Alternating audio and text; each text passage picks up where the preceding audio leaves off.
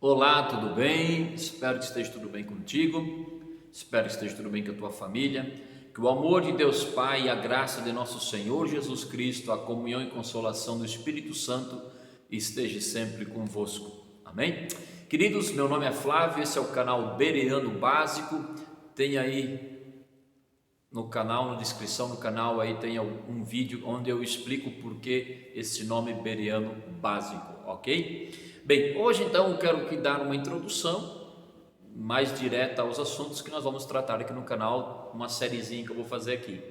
Então eu vou trabalhar um pouquinho aqui dentro do que eu conheço, lembrando que eu não sei tudo, lembrando que eu sou um aluno de teologia, estou aprendendo teologia, estou estudando, mas eu pesquiso em boas referências, estou fazendo o curso aí do seminário Martin Bucer, estou fazendo também um curso aí no Instituto Cristo Salva, do pastor Fernando Galli, ex-testemunho de Jeová, que dá um curso de apologética muito bom, recomendo para todos, você que tem interesse, é fácil, é só você entrar aí no YouTube, você vai pesquisar aí pastor Fernando Galli, você já vai achar bastante material dele, e também você pode entrar em contato com ele pelo site fernandogalli.com e você também poderá então adquirir esses cursos, eu aconselho um material muito rico, bastante material, bastante trabalho, mas é muito bom, ok? Então eu sou um estudante de teologia, estou aprendendo, estou crescendo, espero um dia poder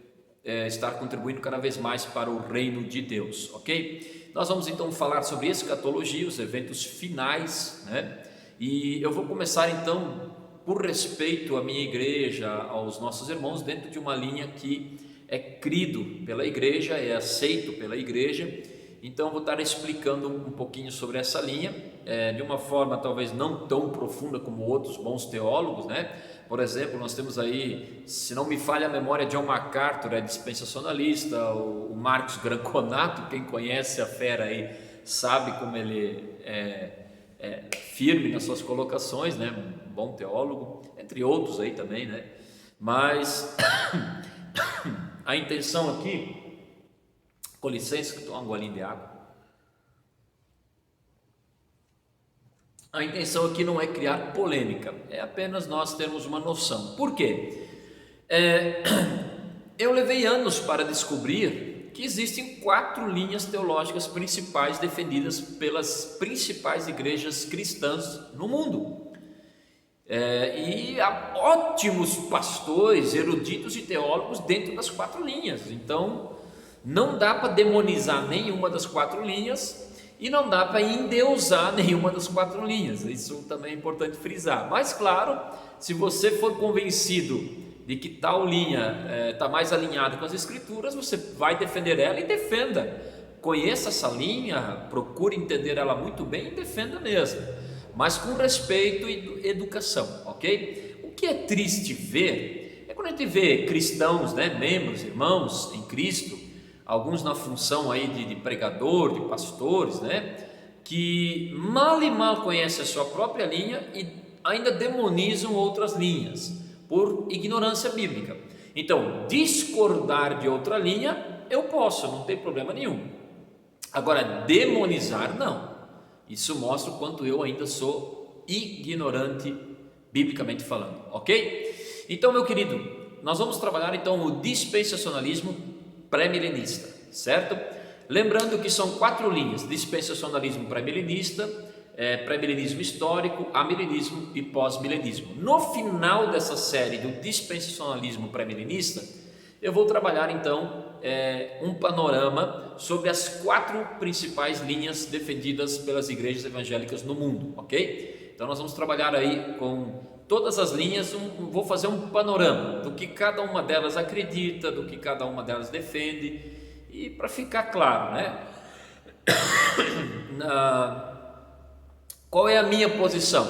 Segredo, amém? Isso vai ser um segredo, mas sim, eu tenho minhas convicções, não tenho problema nenhum em discutir outras linhas, em compreendê-las, eu acho que isso é saudável, é importante, mas eu tenho aquela que eu acredito que está mais alinhada com as escrituras, e os dias dirão, ok? Mas a ideia aqui não é criar polêmica, discussão, briga. A ideia aqui é compreender um pouquinho de cada linha, né? Óbvio, se você sentar e ouvir teólogos, por exemplo, você vai sentar e ouvir um Augusto Vailate, um Ciro Sanches, eles são muito mais experientes e profundos na teologia do que o missionário Flávio, né? Eles vão dar uma aula sobre essas linhas, né? Mas de repente você vai ouvir o Hernandes Dias Lopes, o Augusto Nicodemos, Franklin Ferreira, né? Você vai ver de repente algum teólogo aí internacional como John Piper, John MacArthur, enfim, são os nomes mais conhecidos, e você vai ver que as linhas que eles creem, eles são profundos, né? Eles anos e anos estudam essas linhas e eles têm um conhecimento muito bom.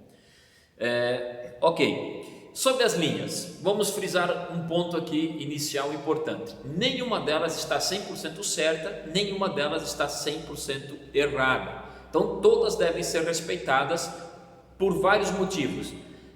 Primeiro porque todas elas têm bases bíblicas boas, todas elas têm ótimos teólogos que as defendem, né? Ótimos teólogos, eruditos inclusive. Então o respeito tem que prevalecer. A discordância dentro do consenso, na estrutura, a discordância dentro do estudo em si, avaliando a linha biblicamente e exegeticamente, tranquilo, mas eu tenho que respeitar, ainda que eu discorde da linha do meu irmão, eu preciso respeitar. Por quê? A escatologia é importante? É fundamental, é muito importante, né? Eu sempre gosto muito de ouvir o Leandro Lima, ele é da igreja presbiteriana,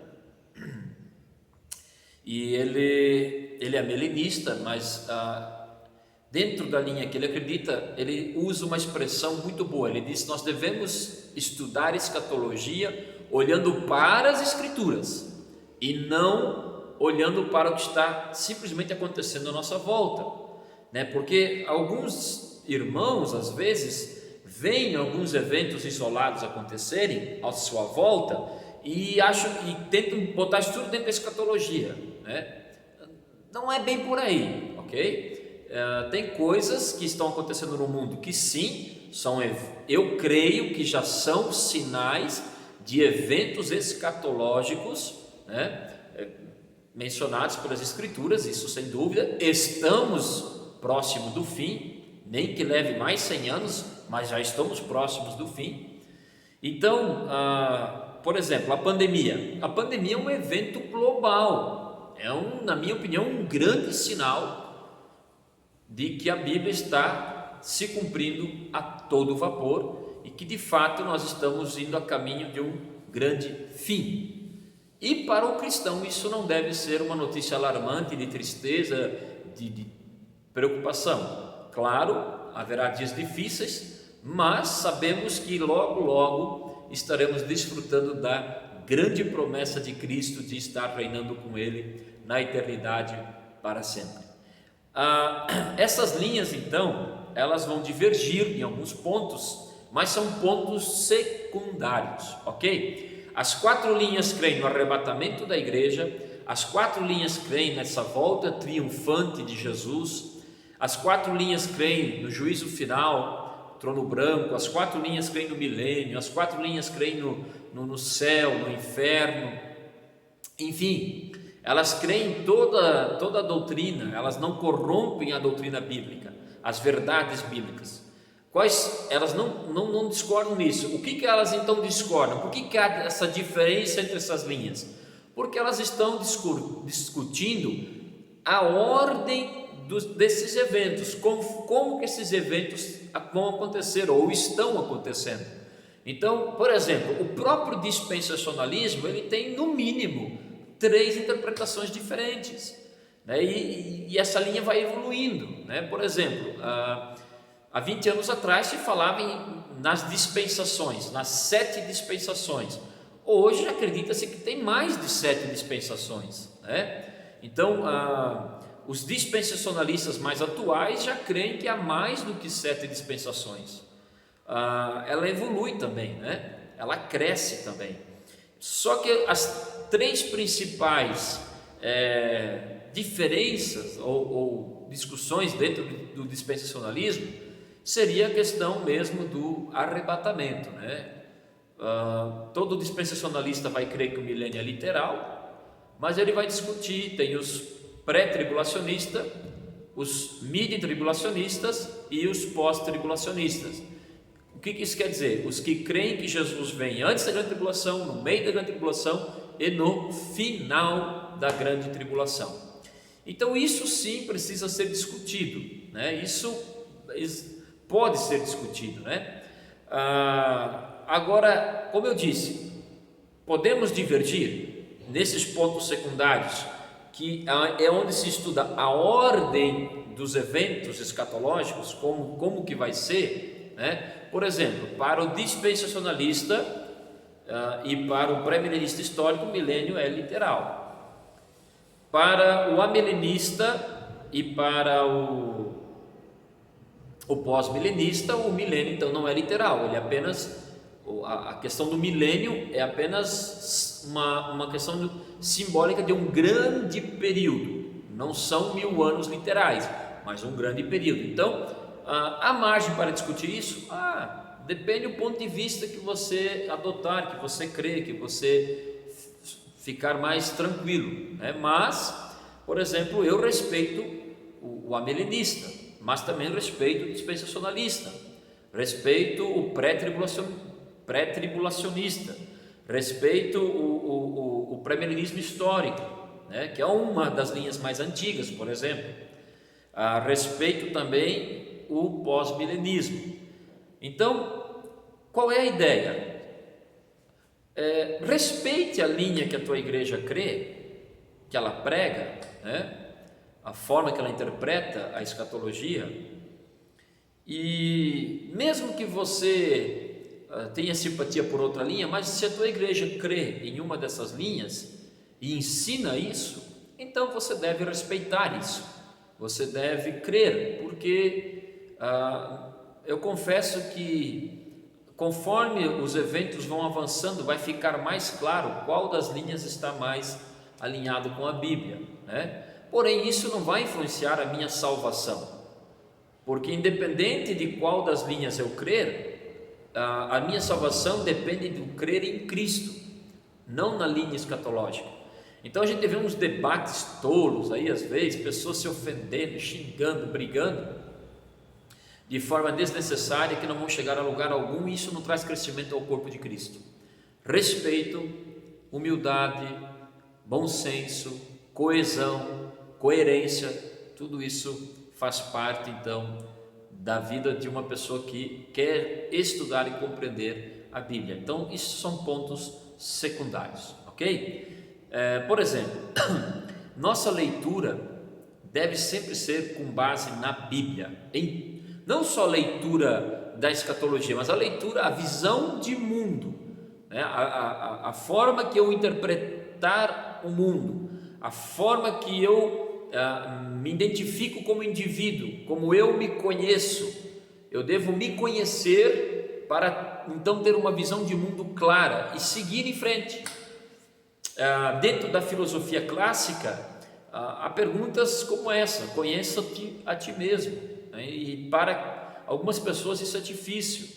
Qual o sentido da vida? São respostas que algumas pessoas procuram fora da escritura, fora da verdade, e elas fazem alguns arranjos bonitinhos, mas muitas vezes não chegam a lugar algum.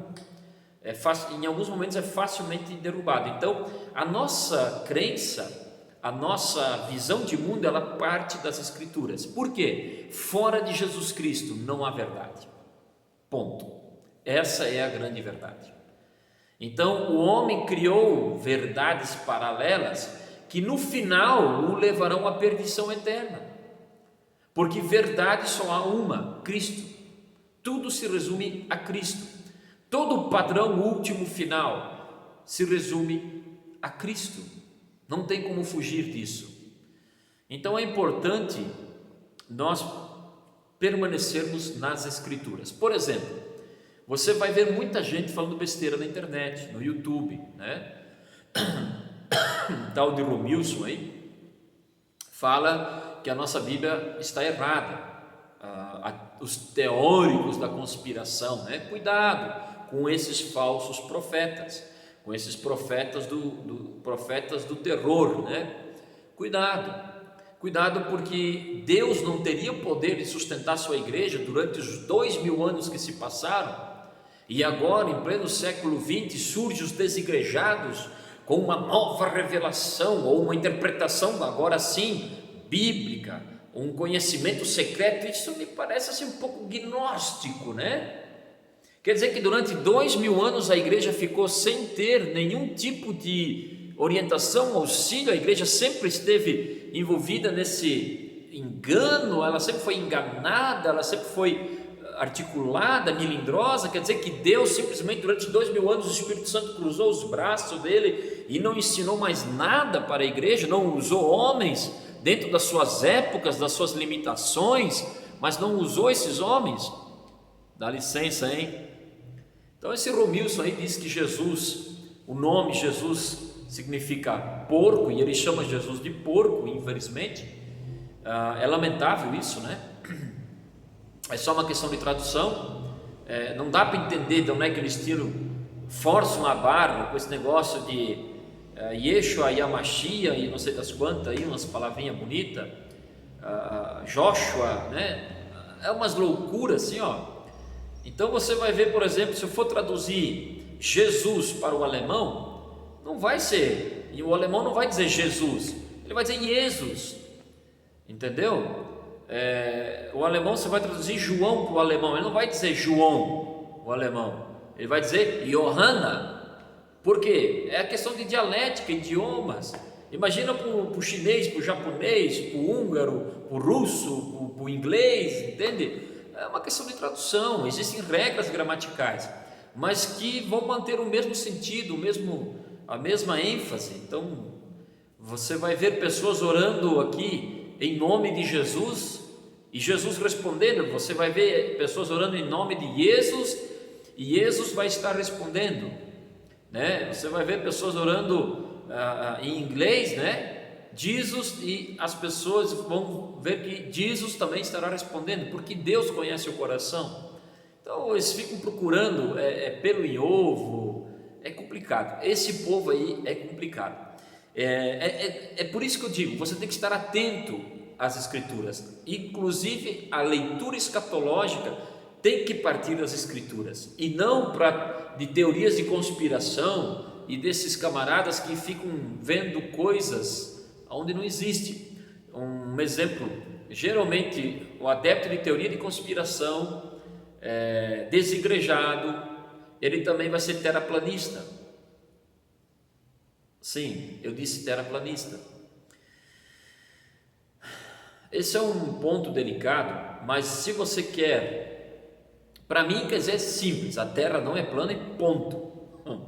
Basta olhar aí a sombra que a Terra projeta na Lua, é uma curva, né? Se o Sol está dentro de um domo, o que está produzindo essa sombra na Lua? Aí eles vão dizer que a Lua é um plasma, mas é engraçado que no eclipse solar, esse plasma vira uma massa que tampa o Sol. É umas coisas assim que não dá para entender. Aí agora você vê o alinhamento de Júpiter com Saturno, e acreditem, não foi a NASA que desenhou lá no domo os dois planetas. Quem tinha aí um telescópiozinho, mais ou menos conseguiu ver, até alguns com celular conseguiram ver. Esse fenômeno aconteceu, realmente aconteceu.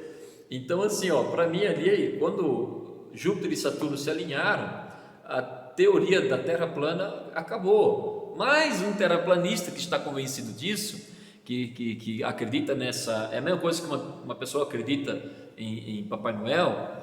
Para mim o terraplanista está na mesma situação, é folclore, é ilusão, né?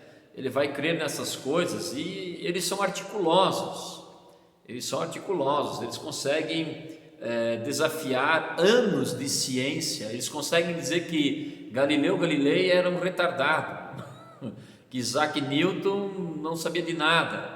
Engraçado que esses camaradas eram cristãos. Então eles agora, ou isso já é discussão de mais anos, né? Mas com todas as provas científicas que existem no mundo, eles ainda se convencem que a Terra é plana e que nós estamos dentro de um domo. Bem, vamos deixar esse assunto para outro dia. Meu conselho: Adalto Lourenço, teólogo, cientista, professor de teologia, um baita astrofísico. Adalto Lourenço, ele vai te dar aula científica alinhada com a Bíblia sobre essa questão. Então nós precisamos estar atentos, porque quando se faz uma leitura fora das Escrituras, se criam esses monstros teológicos, né? Essas loucuras, e essas coisas invadem as igrejas, e às vezes um irmãozinho ali na igreja desavisado acaba crendo, né? Acaba crendo naquele Sodré lá, não sei, aquele cara de São Paulo que fazia aqueles vídeos sobre maçonaria e etc, Illuminati, etc. Não estou dizendo que não existe maçonaria, não existe Illuminati, não estou dizendo isso, mas estou dizendo que a minha preocupação é compreender as Escrituras, é confiar em Deus, né? Então precisamos ter esse tipo de atenção, ok? Então nós vamos trabalhar, para o vídeo não ficar muito comprido, sobre os eventos finais dentro do dispensacionalismo. No final eu vou fazer um panorama sobre as 4 linhas, o que elas creem, a ordem que elas creem que os eventos vão acontecer e os textos bíblicos que elas usam para essa crença. Vou tentar montar aí um conteúdo nesse sentido. Dentro do dispensacionalismo, então, o evento primeiro, que eu estou falando agora da linha dispensacionalista, que é uma visão futurista, e pré-tribulacionista. Então, o pré-tribulacionista crê que o arrebatamento acontece antes da grande tribulação, é o primeiro evento que ele espera, né? Então já o mid e o pós-tribulacionista esperam a chegada da grande tribulação primeiro. O mid crê que Jesus vem no meio da grande tribulação, e o pós-tribulacionista crê que Jesus vem no final da grande tribulação. Mas dentro do dispensacionalismo pré-tribulacionista, então, o arrebatamento em algum lugar, né, no céu, em algum lugar, acontecerá então o tribunal de Cristo, para onde a igreja foi arrebatada, depois as bodas do Cordeiro, e durante esse período aqui na terra, de 7 anos, a grande tribulação. No final da grande tribulação, Cristo volta com esses santos que passaram pelas bodas, pelo tribunal de Cristo, pelas bodas, volta com esses santos e com seus anjos, seu exército, para a batalha do Armagedão, onde o anticristo então é destruído, e onde Satanás é acorrentado, e dá-se início então ao milênio, que é literalmente 1000 anos. No final do milênio, Satanás será solto por um breve período de tempo, para enganar as nações. Então nós veremos ali o juízo final, né? Que é o grande trono branco. E após isso, quem foi condenado? Inferno, sem nenhuma oportunidade ou chance de escapar, e quem foi salvo, novos céus e nova terra, ok? Então, amados, esse vídeo fica aí como orientação, uma introdução, e então a partir do próximo vídeo estarei falando sobre arrebatamento, ok? Deus abençoe, um abraço, tudo de bom, e que Deus guarde a sua vida, a sua família, ok? Um abração a todos, até o próximo vídeo.